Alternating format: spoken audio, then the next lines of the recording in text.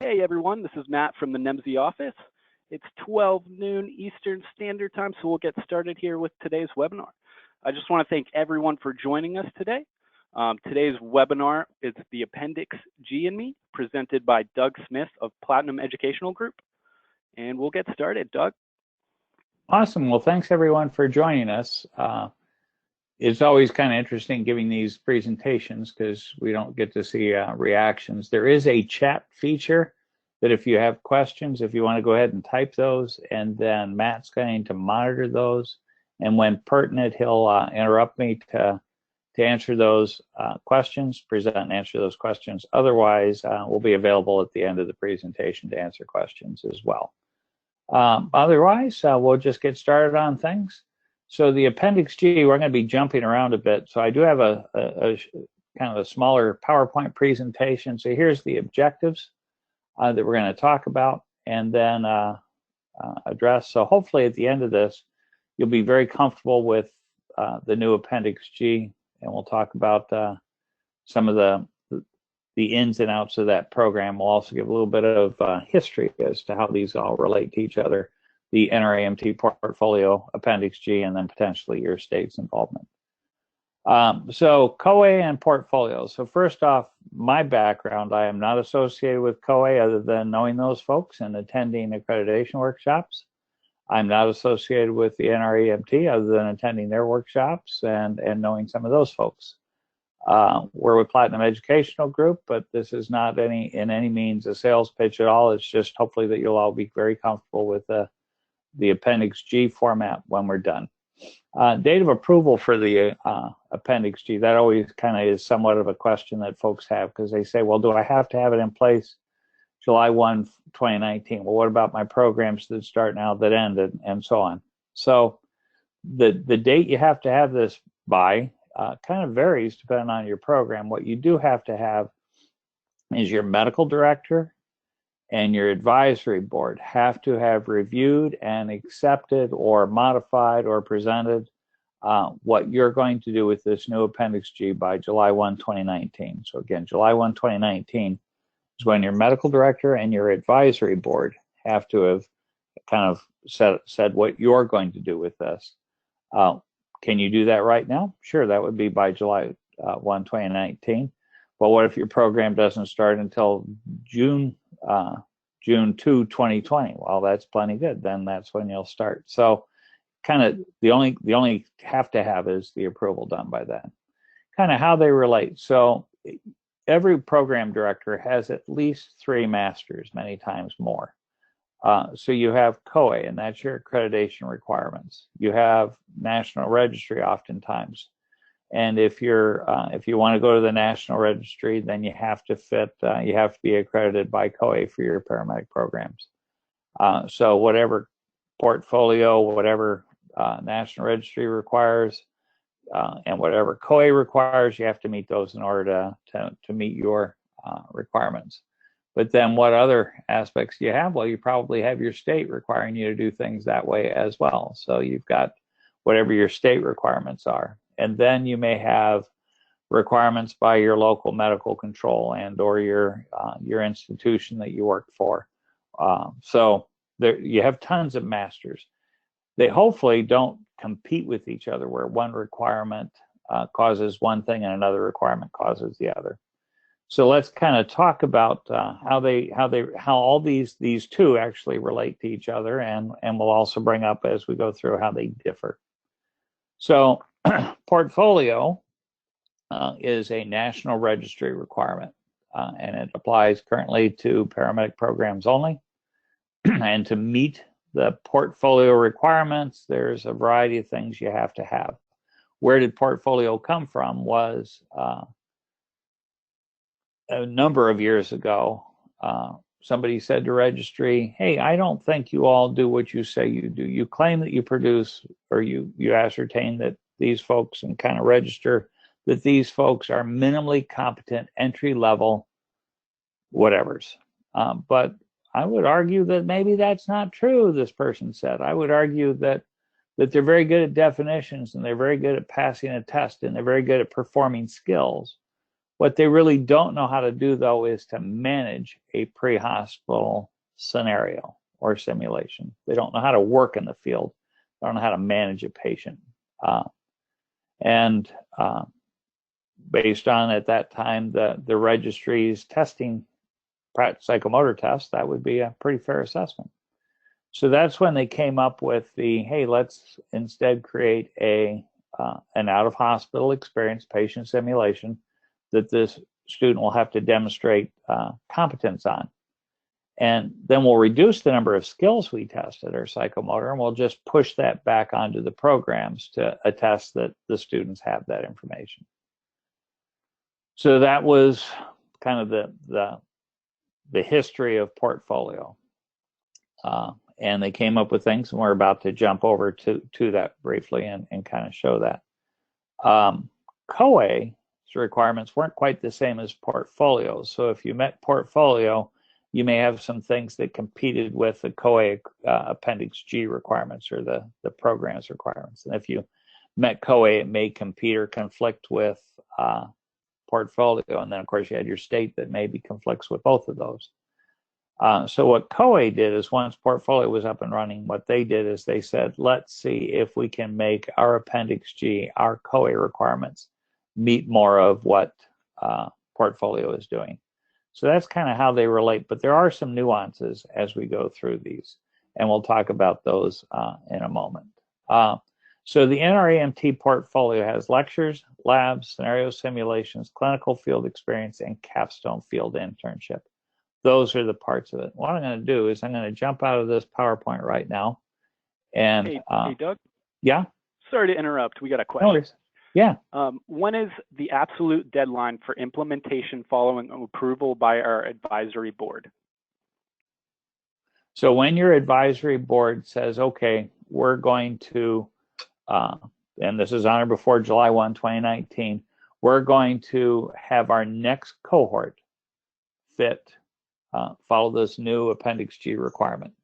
So it's kind of whenever is that next cohort coming into place. So it doesn't apply retroactively to previous cohorts because they're bound by whatever the syllabus and the requirements of the program were prior to that change at that meeting of your advisory board. Does that provide their answer for them? I know that was by Michael Nelson. He says perfect. Thank you. Okay, excellent. So then portfolio, what I did is I just typed in the National Registry website. When I went to the registry website, I selected the down at the bottom there, paramedic portfolio, which took me to this page, and then I scrolled on down on this page to documents and forms, and then the 2015 paramedic psychomotor competency portfolio manual. And so that's what this beast is. And to registry's credit, around 2013, 2014, somewhere at a NREMT sponsored CoAE registry workshop, they were talking about portfolio and when it was going to start, and by July or January 1, you have to have this all in place. And people are saying, what? Who? Where'd this come from? And I actually went to the folks at registry. I said, hey, they don't know what you're talking about. And they were kind of bewildered by that because he said, we've been talking about this at every MS Today and every MS World and all the NREMT symposiums. How could people not be aware of this? And the answer was, well, if every instructor and program director was able to go to all these national programs and religiously did so, you'd be all set. But they don't. So you reach, I'm sure, a good solid 10 to 20% of that population, but you're missing the rest. And so to their credit, within a month, they had produced this document and sent it to every program that they had registered. So that was pretty cool. That was impressive. And so this beast you should have at your program, and if you don't, you can just download it, kind of following the same format I did. And what really does a great job of explaining the portfolio project, and therefore also the new Appendix G, is this, what's called a Venn diagram right here. So off to the left, prior to laboratory phase, is the classroom phase. So we're going to talk about IVs, and then we're going to practice IVs in a laboratory using skills. And then maybe we'll use a scenario simulation to incorporate that those IVs. You know, here's how you do it. Here's kind of when you would do it. Now we're going to send you off to the clinicals so that before you go to the clinical instructors aren't teaching you how to do IVs. You already know that. They may share some tricks of the trade, some different ways, but you already have the fundamentals in hand. And then before you, then you can also have your field experience during this time as well. So notice a field experience where you're doing your ride-alongs is a part of the clinical phase. So again, your preceptor in the ambulance isn't having to teach you the fundamentals of IV. You got that here. You hopefully have when you would deploy it, but they may again give you some tricks of the trade of, yeah, that's normally when you do that, but in this situation you might do that. You'll notice that the circles overlap because it's not that everything has to be done in the laboratory phase before you can start the clinical phase, and not everything in the clinical phase has to happen before you start the field phase. But then you'll notice a dotted line right here, and team leader. Everything in the laboratory phase and the clinical phase has to be done before you start your Capstone field internship. And the only skill that you're really keeping track of in the Capstone field internship is team leaders, your team leadership. And the best way I have to explain the difference between a field internship opportunity and a field experience issue is how the student and their preceptor relate to each other. In the field experience and or clinical, but in the field experience, I answer to everybody else. So I work for the preceptor or the clinical instructor. I don't direct anyone. Whereas when I now become into my field internship phase, I'm the team leader. My preceptor now works for me. So here I work for them as a field experience, but when I go to field internship, my preceptor and all the other parties that may be around work for me. I'm the one directing it. I'm the one leading it. Now, certainly with the caveat that during your field internship, that person working for you, that field intern preceptor, can kind of fire you or take over your duties at any time, and that would probably count as a failure. So that's kind of how they all relate.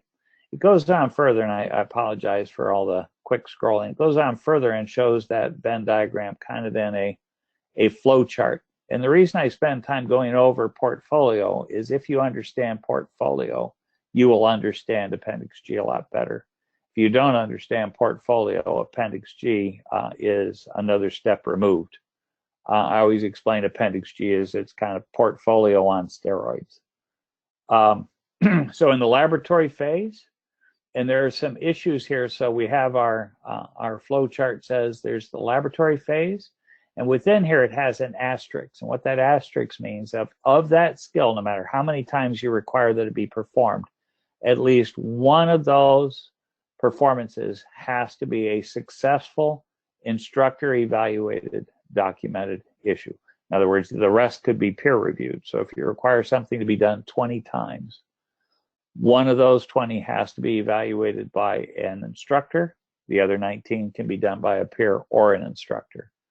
As soon as a student demonstrates that they were successful as on that instructor checkoff, they then and only then can start to perform that in a scenario or simulation.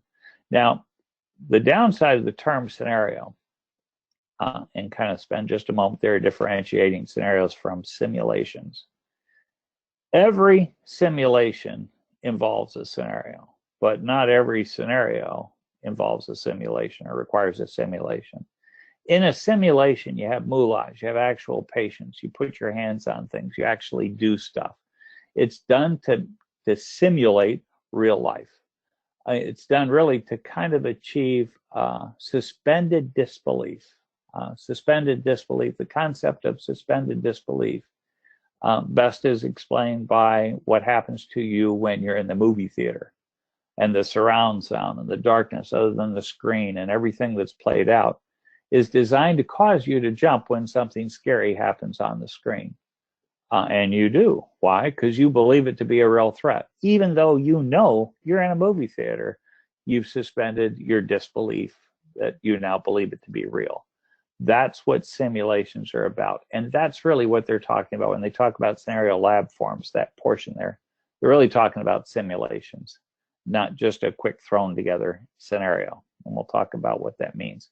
Another way to think of these scenario lab forms is, or the scenario portion, is a summative scenario. So you will talk about, when we get to Appendix G, we'll talk about formative scenarios and summative scenarios. These are summative scenarios. The scenario topic areas they have are these. You need to have 10 successful team members broken down into 4 adult, 3 ped, and 3 geriatric. And then you need to be 10 successful team member evaluations.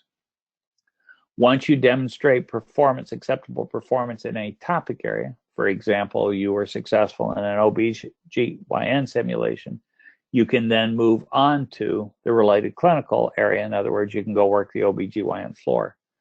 So what that would mean is you really ought not to be doing your field experience until you have checked off most of these, because you don't want the first time you learn about a diabetic emergency is when you have a diabetic emergency sitting right in front of you.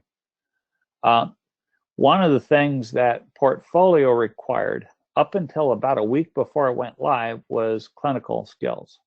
They removed those about a week beforehand. So they have clinical evaluation forms, but you're not required to do any clinical skills during that. But if you do a clinical, you're supposed to use their forms. Now, do I have to use their forms? Nope. I can add on to their forms whatever I'd like to, but I can't subtract from them. And then once my clinical eval, and you'll say, well, where's the field experience? Remember, field experience is part of a clinical. And then there's Capstone field internship. Now that Capstone field internship, that's not the field experience, that's a field internship, and you're in charge. And 18 of your last 20 patient contacts has to be successful. And successful is defined as a 2 in the team leadership category. So you can get other areas where you're low, but the team leadership, you have to get a 2. You have to be competent. The instructor really can't interrupt you. You ran it okay. Was it perfect? Doesn't have to be perfect. It was competent though. This form sometimes confuses folks because it talks about minimum and maximum. It's not like there's a maximum of 8 obtain a patient history from alert-oriented patient lab skill you have to perform. It's just during the pilot phase, that's what these 2 asterisks mean.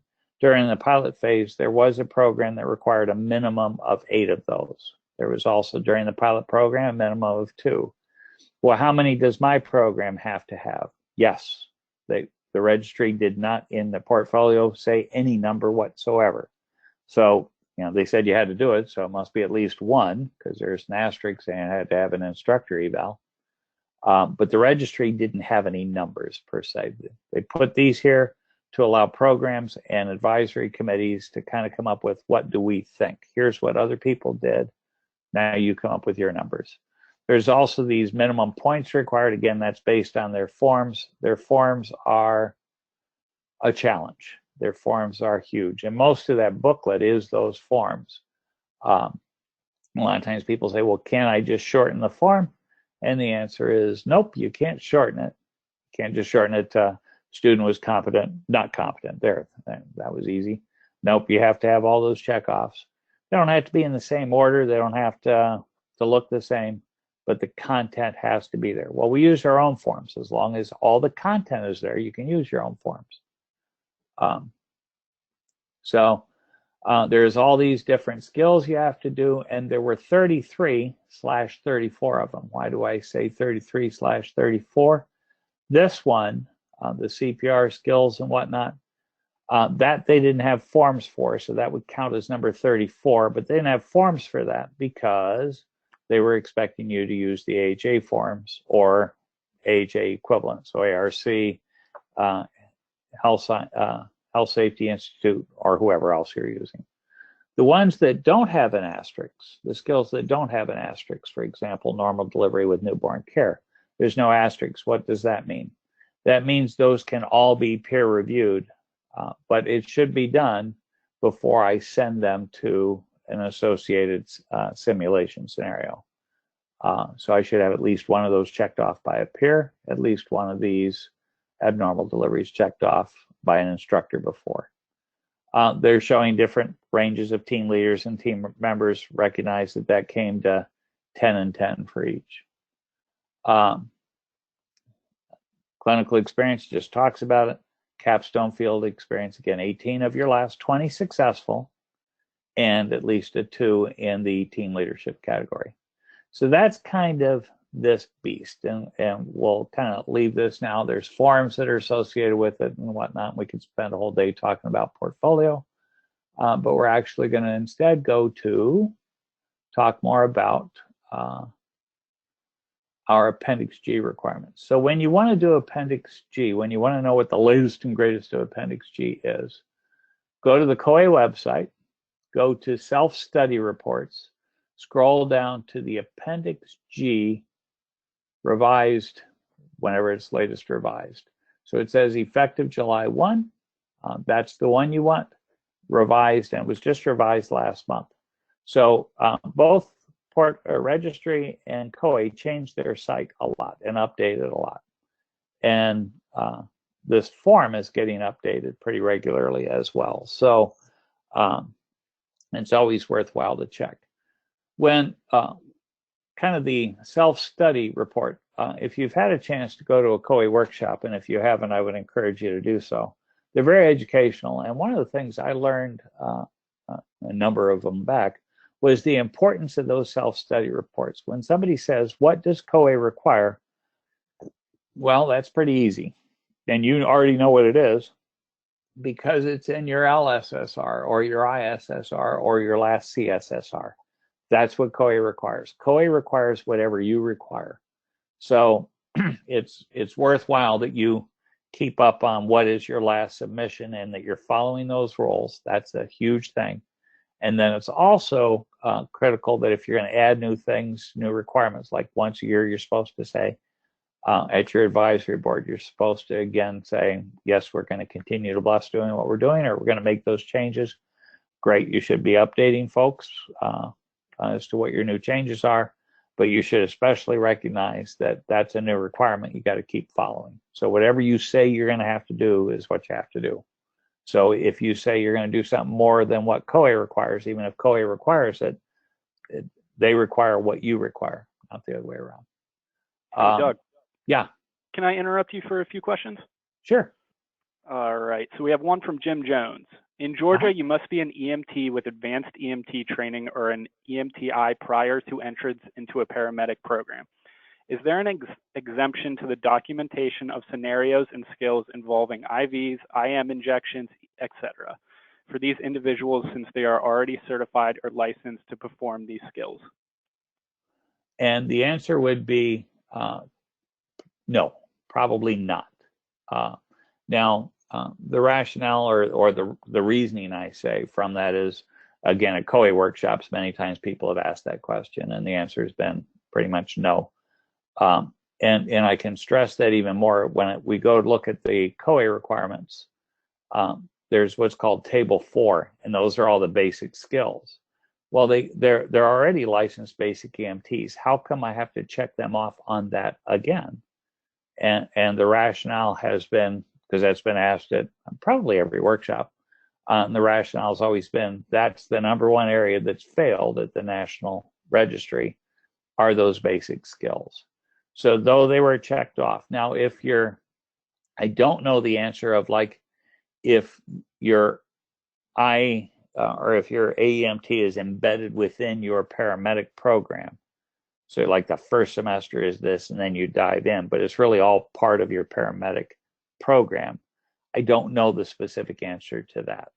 But if somebody came into your paramedic program as an AEMT and said, see, I'm already licensed, can I skip all these things? The answer would be no.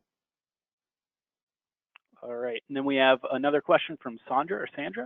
If a skill requires 10 checkoffs and then 1 instructor checkoff, do all 10 peer checkoffs have to happen prior to instructor? Or can some of these peer checkoffs happen in scenario? And So they can't be in the simulation per se until they've had that instructor check off, if that's what's required. So if that skill requires an instructor check off, they really can't be in the simulation prior to that. But does the first one have to be an instructor check off and then peer, or can I do peer and then instructor? The answer is absolutely. There's no order requirement that you have to get checked off as an instructor before you can do the peers, or that you do all your peers and then you get checked off by an instructor. There's no set delineation that way. All right, and then So Christopher Metzger. Oh, sorry. Does that take care of Jim and Sandra? Yep, Sandra says thanks, and I think Jim suffice. Okay. One more from Christopher. For clarification, I can create and use any evaluation form or skill sheet I create for my program. I do not have to use the National Registry forms. That is correct, as long as everything on the National Registry forms is included within yours. Right. So a lot of times people say, hey, this is broken down into 20 steps. Can I just turn it into one? Nope, but if you'd like to make it 21, you can. Or if you don't like the order that they are, they come numbers 1 through 20, and you'd like to start off at 18, step 18, you can do that. Does that take care of his question? I think so. Awesome. So what you do is you click that Appendix G, and when you do that, it opens up an Excel spreadsheet. And the Excel spreadsheet is a lockdown Excel spreadsheet. So if I try to change anything in here, if I try to highlight that cell and type something, I can't do that.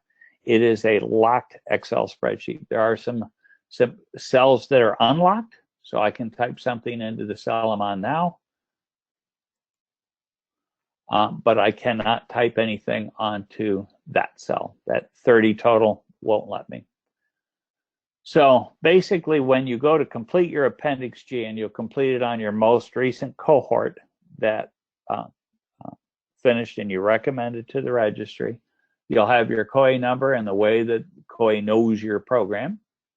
And it makes a big deal about recommended. So we'll talk about what that means, recommended. So the numbers, if we look at these, 30 total trauma. Oh my God, where'd they come up with that? Where'd they come up with 30? Portfolio didn't seem to have huge numbers. How'd they come up with these? So the original number requirement for a lot of skills was 2s. You can see a whole bunch of 2s, but there's a 6 right there. So where'd the 2s come from? Well, they came from the executive director of CoAE one time at a workshop was asked, how many do we have to do? What's CoAE's requirements? And George said, I don't want to give you a number. That's up to your medical director and your advisory board. Well, we need to know a number. Well, I don't want to give you a number. By the way, I have to go to the bathroom. They said, well, you're not going to the bathroom until you give us a number. He said, I don't want to give you a number. So finally, he really had to go to the bathroom. So he said, fine, the number is 2, because the rules say some, and some ain't none or 1. So the minimum's 2. And then they allowed him to go to the bathroom. That played out, I believe, in an Atlanta workshop. I just say I believe. I remember being there. I think it was Atlanta. So that's a real story. So that's where the number 2 came from. Pretty arbitrary, pretty just shot from the hip kind of thing. No scientific data. So people heard this too, and the story of it, and they said, well, that's not scientific. We need a scientific. So what they did is they contacted the electronic trackers of these things.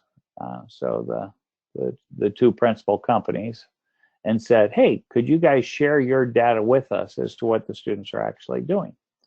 And so both parties did, and that's where these numbers came from. So again, it's a start. Is it based on any type of research? Is it based on if you do 6 trauma pediatric assessments, you're now competent? No study at all. It was just a number that was pulled up. So that's where the 6s and the 30s and the 18s came from, is just looking retrospectively at some past performances and them saying it seems like students should be able to achieve these standards. So if you're looking for something more scientific than that, you're not getting that during this webinar. So I typed in 45 and it turned green.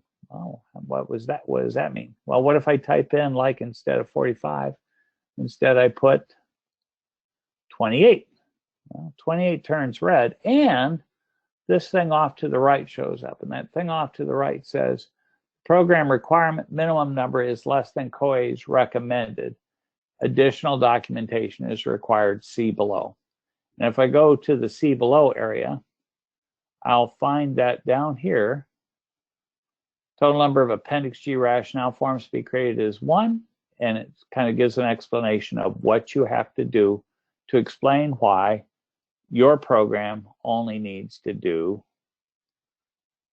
29 versus 30 of them, or 28 instead of 30.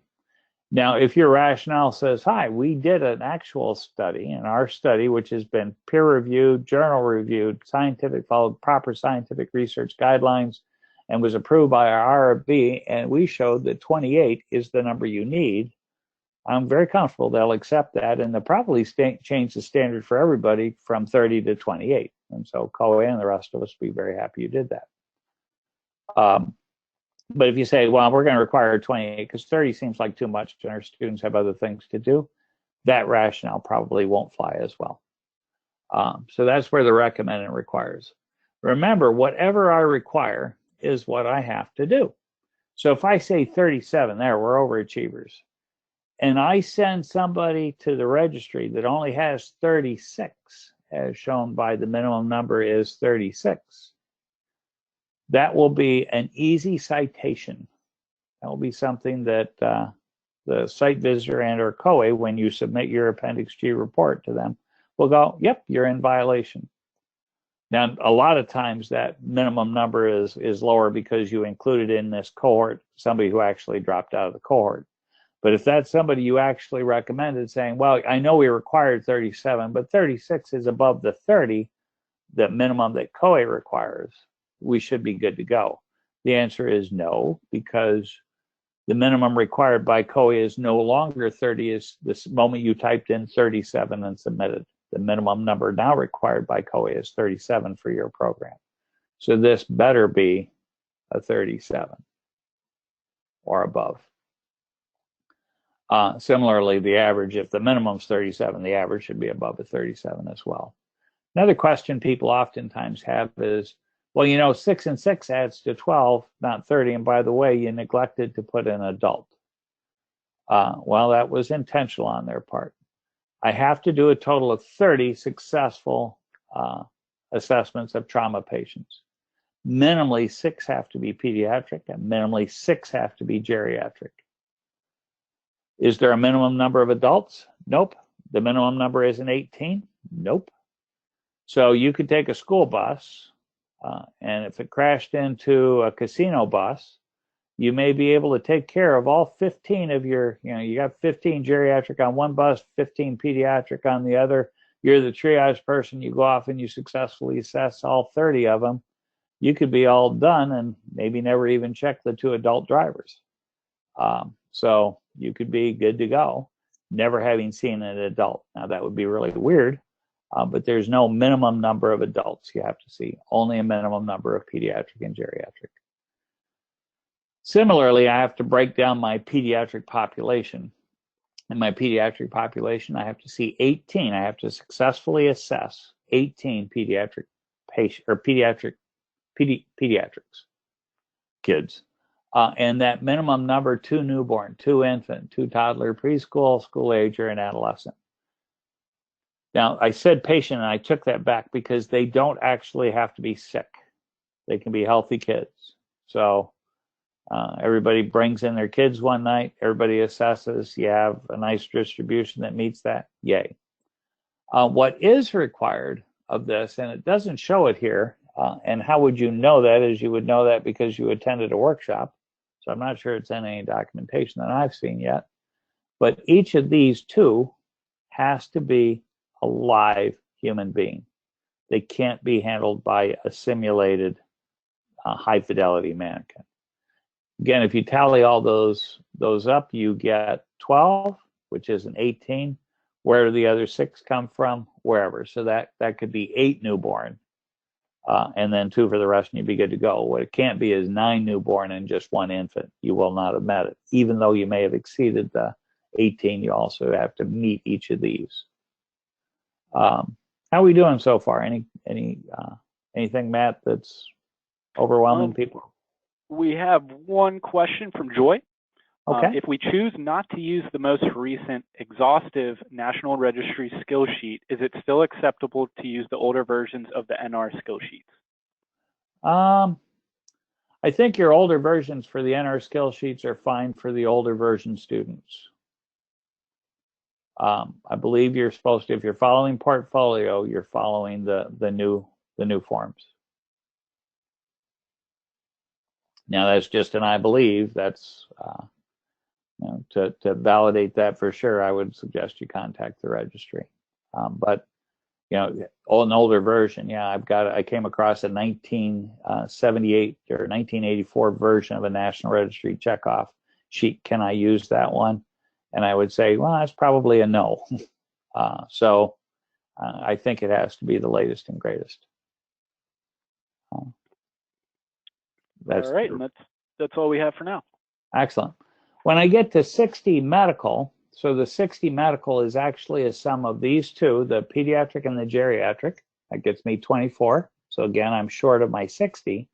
So does that mean I have to do 36 adult? And the answer is no. I have to do 12 pediatric and minimally 12 geriatric. So could I again get 30 pediatric medicals and 30 geriatric medicals? Yep. And never see an adult? Yep. You have to minimally have 60. Now, these do not have to be live patients. These can all be handled in simulations. If I require 4 for newborn, numbers 3 and 4 could be simulations as well. It's just the minimum 2. A lot of times people ask, well, why is that? Why did these have to be live? And the answer is, on the CoA board sits pediatricians. And the pediatricians felt it was important that our candidates are actually seeing real kids. Then I also have pathophysiologies that I have to see, a minimum of each of these. And I think we'll notice that OBGYN was taken out of the list. And then we have chest pain and ACS, and that sometimes causes issues. So a chest pain could be a pleuritic chest pain, and it would fit there. So it might not be ACS, it could be pleuritic. And a person could be experiencing an MI and not have any chest pain. But if they had chest pain and a positive 12 lead, then I can get checked off on 2. You mean I can double dip on these? Well, yes, you can count. A patient could, in fact, go have a hypoglycemic event and smuck their car as a result of it. Wow, you got a trauma with that patient and you got a medical. Woohoo! So you can do that. So that's legal or legitimate within these. When I come down here, I see that there are skills required. And when you look later, these skill numbers don't necessarily match up with the later portions. But recall how portfolio removed the skills from the clinical experience. CoA put them back in. Now, not all of them, but they put these back in. So I have to have 20 IV med admins. I have to have 2 IM or sub-Q, and I have to have 2 inhaled. Could be a meter dose, could be a nebulizer, could be some other way that they snorted the stuff in. Could have done a line of Coke. I suppose that would be an inhaled medication. So, and then again, you just put what are required. Then there's this Capstone field internship, and this time I kind of, anytime you see a red triangle, it basically says, and there's more. And this gives what kind of the requirements are. So everything above this line played out in clinical and or a simulation. Not a simulation, well, yeah, a simulation. Whereas team leads in Capstone field internship, those cannot be simulated. Those cannot be run in the lab. And I have to have 20 successful. Oh, same as a registry. No, it's not. Here's where a kind of a nuanced difference plays out. I have to have 18 of my last 20 successful at portfolio, but I have to have a total of 20 for CoA. So I do 18 of 20 successful. Yay, portfolio is met. Number 19, I fail. Number 20, I fail. Oh, hey, I'm still good with portfolio, but you haven't had 20 successful CoA team leads. Okay, so I do number 21. I fail again. Now there's no way I can have 18 of my last 20 successful. I actually reset that portfolio clock. So even though number 22 was successful and 23 was successful, I got my 20 done for CoA. Yay! And you've got two. You only need 16 more for portfolio to meet your requirements. So there's just kind of a unique little difference. So that's table one. And the way Gordy explains it to me, Doug, table one is really what you're used to for Appendix G. That's the only time that live data is actually pulled is from your program is here. So it pulled what is the average, 45. We ranged anywhere from 37 to 200. Okay, so those are numbers that are pulled from your program. Everything else is basically you saying what you required, but it's not necessarily pulling live data from the students. So these skills should, for the most part, look similar because they're what the portfolio ones are, and the asterisks are all the same asterisks, with the exception of neonatal resuscitation beyond routine newborn care. That's a new skill that had not existed before. And in table 2, there's column 1, individual skill evaluation, column 2, individual skill scenario. Now there they really do mean scenario. There they mean it's not a full-blown simulation.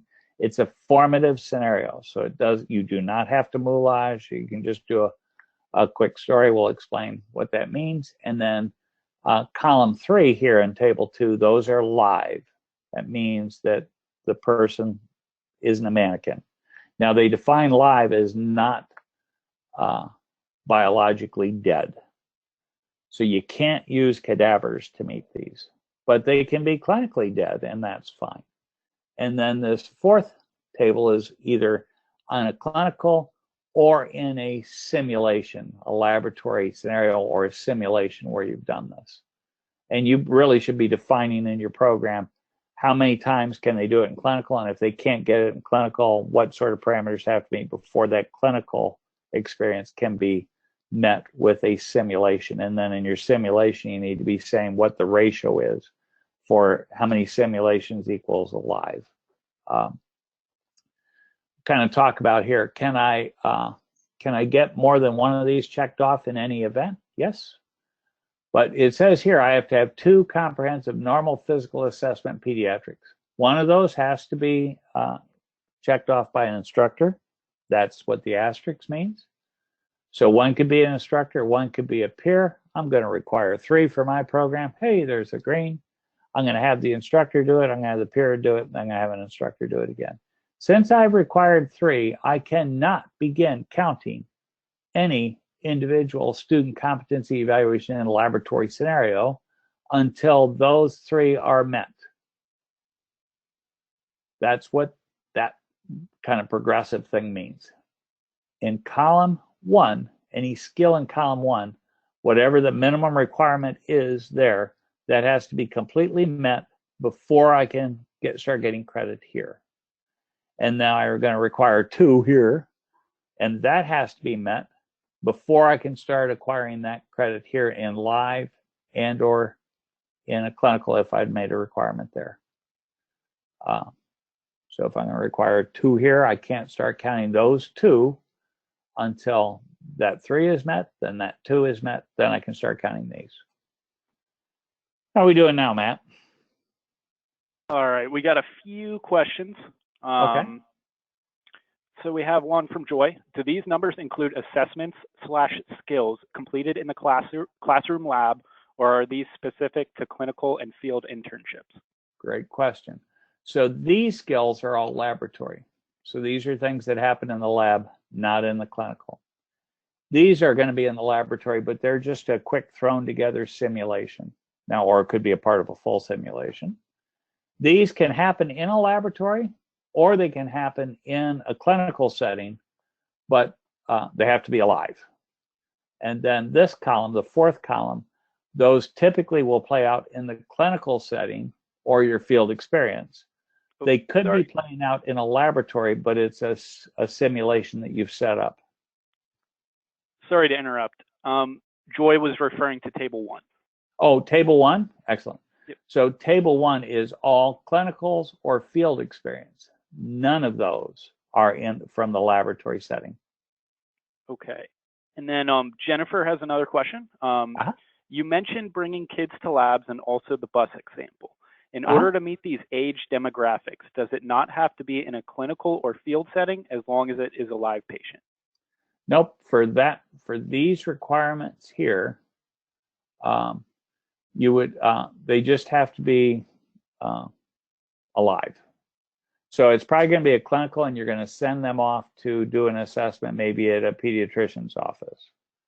But you could also bring them into class and assess them. So yeah, that is somewhat confusing.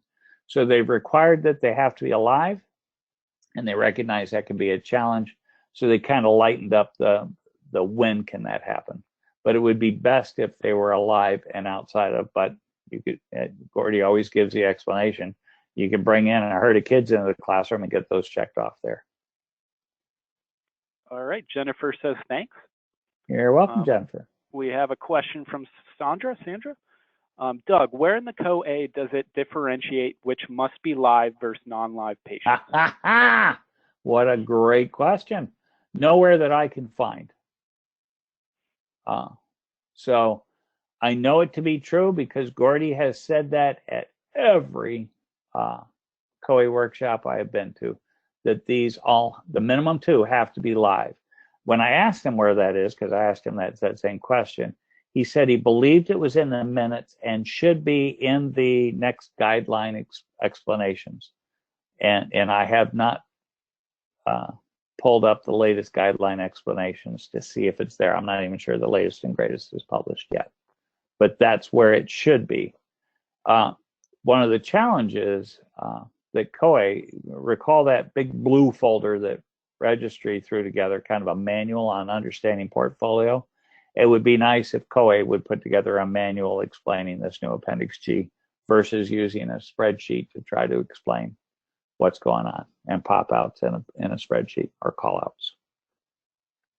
All right, Sandra replied, but didn't you just say Table 1 must be in clinical field, or does that fall under your same response where Gordy said?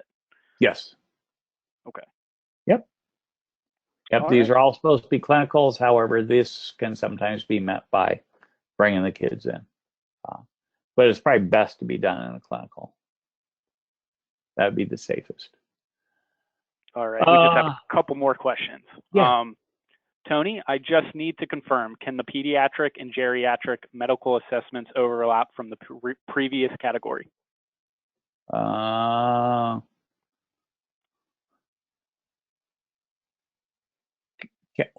A medical patient could also be a trauma patient.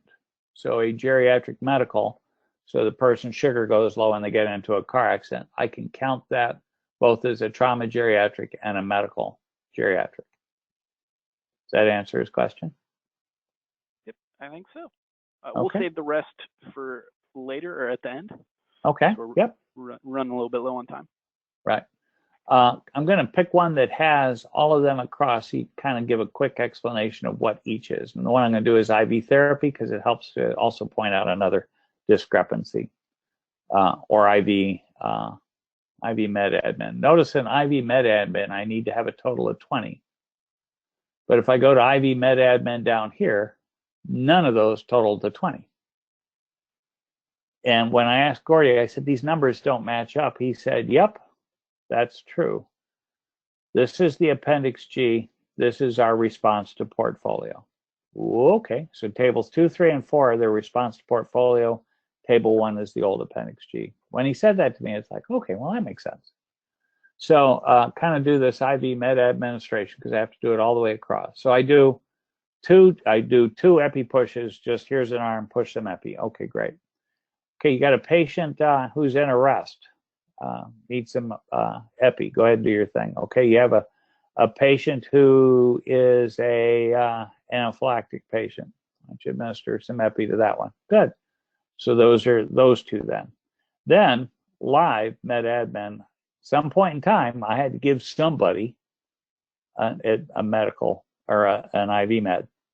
Now that IV med, this live patient, doesn't have to be a patient that I'm actually kind of working full up. It could just be this random patient is in room 4 and needs that IV or IV med. I run in there, I push the med, I come back out. I know basically nothing about that patient other than they needed the medication and I gave it. Or they needed an IV stick and I did it. So I don't, the way it was explained to me, these are patients that you could write a patient care report in column 4. In column 3, these are just live critters. So the IV therapy one, how can that one be handled? So you got a student in class that says, okay, everybody, I know there's 20 of you, but use me as a pin cushion. And they lay down, stick their arms and legs out, and everybody goes to town. And they end up, all 20 of them get their 20. 400 holes in that guy. But that would meet that requirement. So it doesn't have to play out in the clinical. Could play out in the lab, could play out whatever. The only requirement is they have to be alive. A couple other nuances with those, but that's kind of the big stuff. And again, these 2 have to be done before I can get these 10. These 10 have to be done before I can get these 20 or 15. Notice the arrows, they had wanted this column, this 3rd column done before you could do the 4th column, but they recognized that wasn't going to be able to occur, so they're not holding that standard. This 2nd column here, these are what might be referred to as formative scenarios. So these are just a quick story. Can my quick story involve a lot of these getting checked off? And the answer is yes. So you could set up a quick medical patient who needed an IV, and you're going to push a med, and you're going to set up a piggyback, and you're going to, the IV is going to blow, and you're going to stick them in a bone, and then you're going to mess things up and have to give an IM or a sub-Q, and then you're going to cardiovert them, and then you're going to defibrillate them because they go into VF, and then you're going to pace them because you got them back, but sort of not really. And oh my God, they were pregnant and had a baby. Whew! And you can get all those checked off. But I can't say, well, you know what, that patient that was in the clinical, they were alive too, so I stuck them here and I should get a credit there. Nope. So you can get multiple checkoffs within a column, but you cannot get multiple checkoffs across a column within a row. So that's a big deal. Sometimes people say, well, I want to keep track of live nasal tracheal intubations. We want to require 2 of those. Can I do that? And the answer is yes. But we also, we administer this new airway that actually goes in the ear and through the eustachian tube. And it's kind of a neat thing, but it's not on your list. Can I add it? The answer is no. If it doesn't already exist on the table, it may not be added to Appendix G. Well, we require this many live things that you don't say. That's nice. You can still require them. They just don't go on an Appendix G report. Table 3 deals with the 10 team leads and the 10 team members. And portfolio really didn't require where the 10 happened.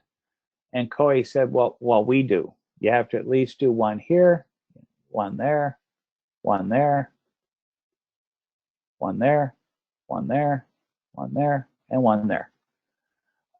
Now, when I tally all that up, I'm still in the, and 1 here.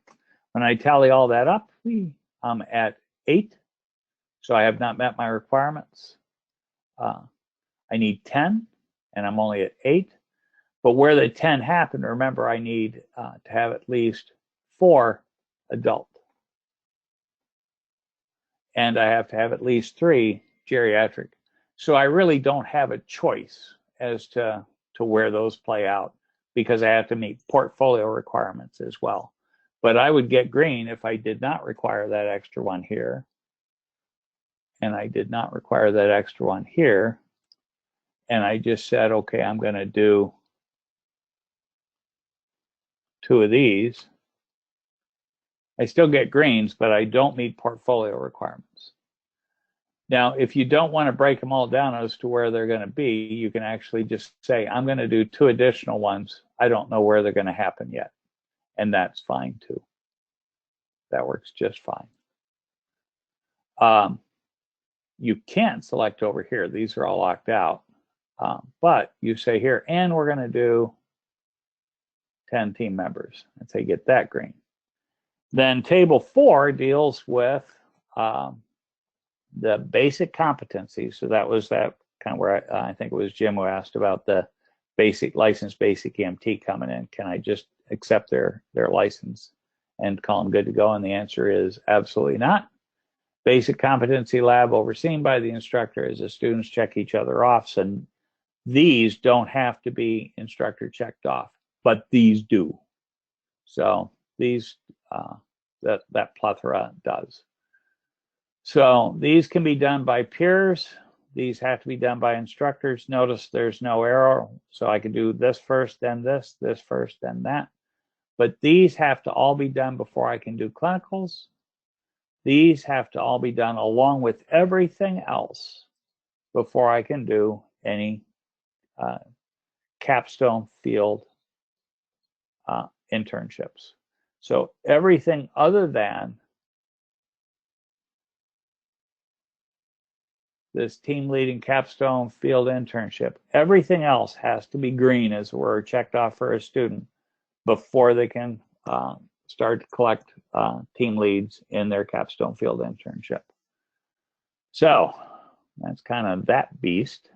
If we go back to our PowerPoint, it's kind of table 1 again is the old G, just reinvented.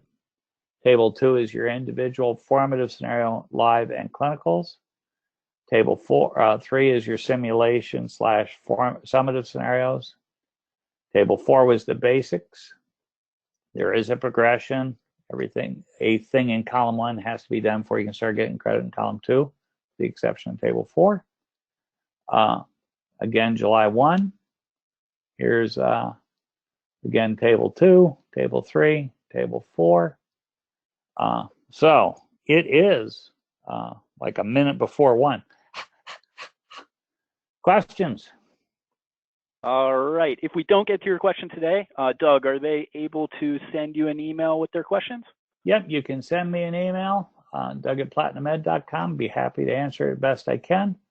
And then there's my number, and then you can also, if you want to know more about kind of our program, give Jeremy a holler. But if you want to ask more questions, happy to field those as best I can.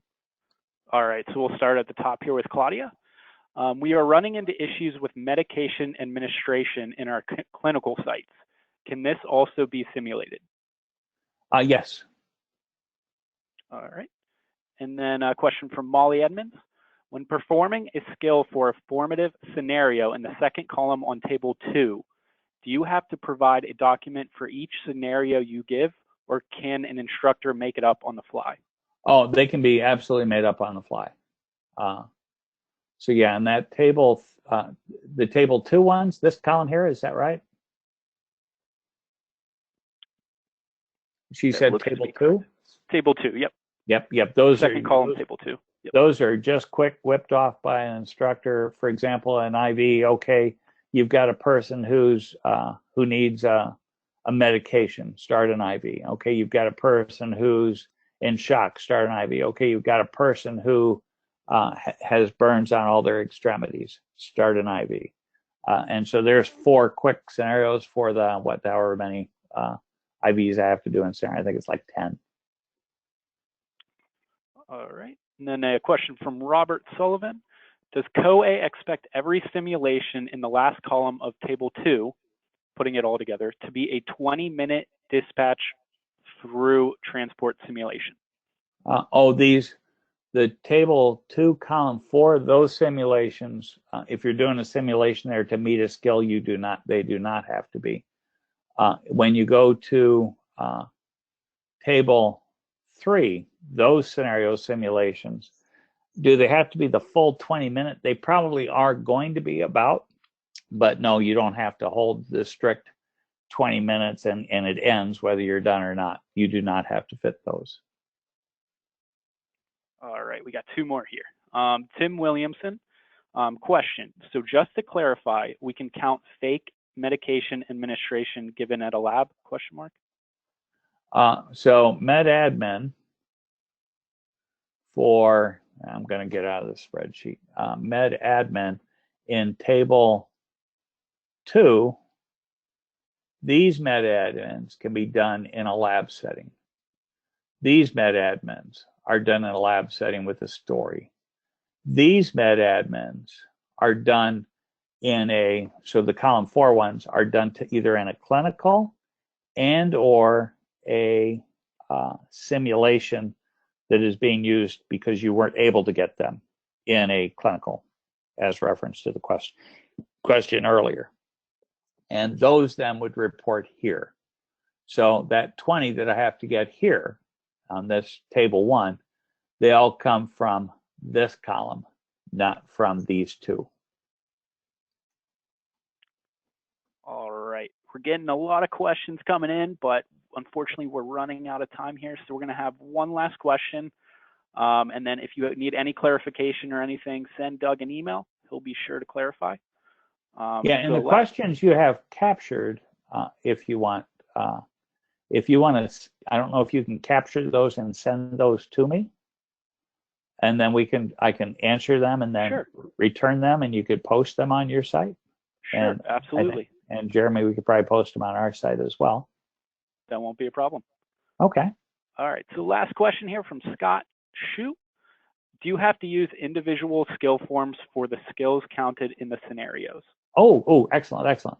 So great question.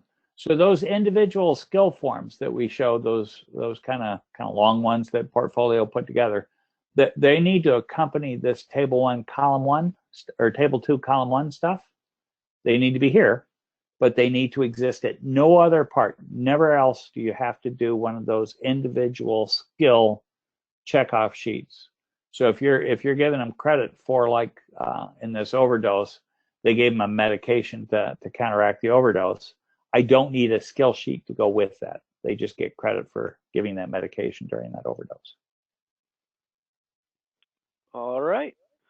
We got a lot of thank yous and excellent webinars. So thank you very much, Doug, for presenting today. And thank you, Platinum Educational Group.